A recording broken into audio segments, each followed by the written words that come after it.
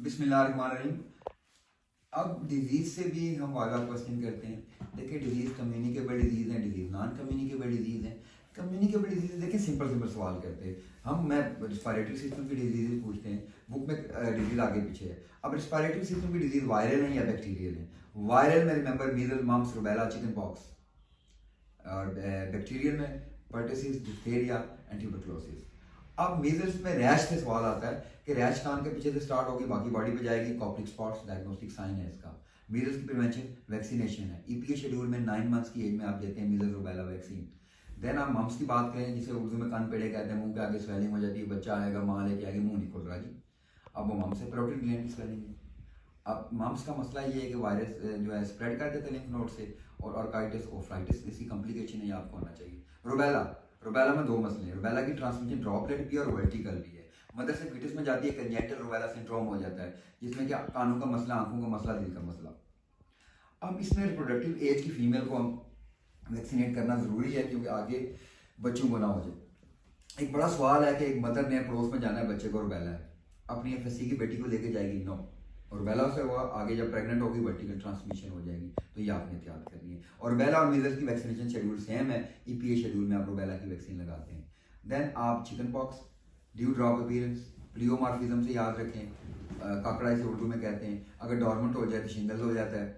आप उस पर डिप्थेरिया, डिप्थेरिया में एक सवाल है टॉक्सिन से स्प्रेड होता है, इसलिए इसमें एंटी टॉक्सिन देते हैं। डिप्थेरिया में अगला सवाल है कैरियर से भी स्प्रेड होता है। डिप्थेरिया में देखें क्यूटेनियस, फ्रेंजाइट, pharyngeal diphtheria, laryngeal diphtheria, pseudomembrane आपने याद रखनी है। डिप्थेरिया में एंटी टॉक्सिन लेते हैं, erythromycin is drug of choice. Diphtheria की प्रिवेंशन में पेंटावेलेंट में डिप्थेरिया की वैक्सीन है।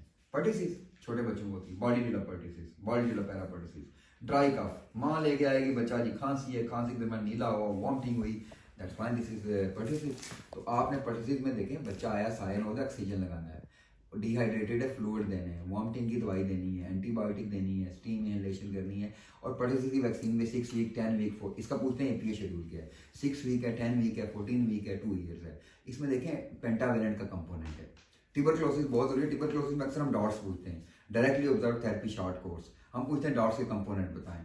देखें डॉट्स का कंपोनेंट पहला political commitment, then is early diagnosis, then there is prompt treatment, then there is regular supply of drugs, uninterrupted supply of drug, then monitoring and evaluation. Uninterrupted क्यों? कि हम उसमें जो रेजिस्टेंस ना डेवलप हो। अब टीबी में आगे पूछते हैं drug resistant TB, मल्टाई drug resistant, extensive drug resistant TB. मल्टाई क्या? आइसोनियाजिड और रिफाम्पिन से रेजिस्टेंस है। एक्सटेंसिव क्या है? कि आपकी आइसोनियाजिड, रिफाम्पिन, इंजेक्टेबल सब से रेजिस्टेंस है। इशू इज ट्यूबरक्लोसिस में कंप्लायंस नहीं होती, लोगों की रेजिस्टेंस डेवलप हो जाती है।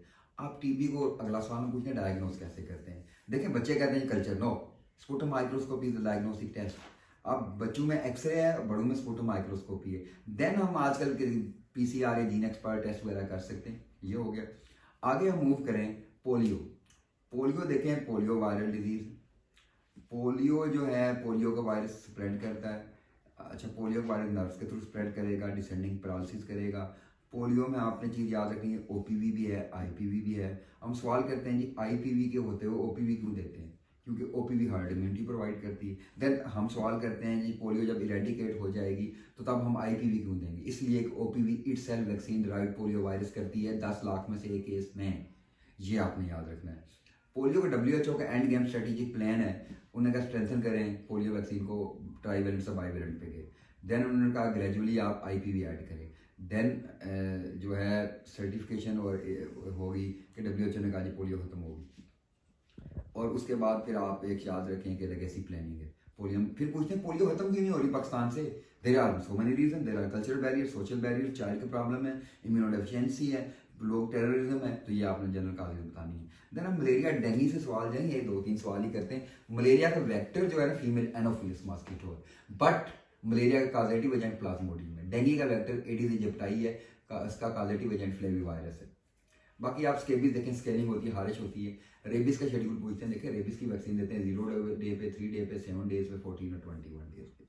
इम्यूनाइजेशन इसके साथ करें तो इम्यूनाइजेशन में आप एक चीज याद रखें कि हम जो है इम्यूनाइजेशन में ईपीए शेड्यूल बुक पे जो है ना लेटेस्ट नहीं है, बर्थ पे ऐड की है भी उन्होंने, वही बाकी बीसीजी। और बीसीजी बर्थ पे ना हम 0.05 ml देते हैं, और उसके बाद अगर बच्चा 4 हफ्ते से बड़ा हो जाए 0.1 ml देते हैं। फिर 6 वीक है, 10 वीक है, 14 वीक है। 6 और 10 वीक पे पेंटावेलेंट, नीमोकोकल और रोटा वायरस डायरिया के लिए देते हैं। देन 14 वीक पे हमने आईपीवी ऐड कर दी, बाकी पेंटावेलेंट और नीमोकोकल देंगे। 9 मंथ्स की एज पे एमआर वैक्सीन लगती है, measles rubella vaccine, then typhoid, OPV, IPV. 15 months में एमआर वैक्सीन लगती है। फिर हम टेटनस का शेड्यूल पूछते हैं, देखें 0 days, after 1 month, after 6 month, after 1 year, after 10 years की आप कर सकते हैं।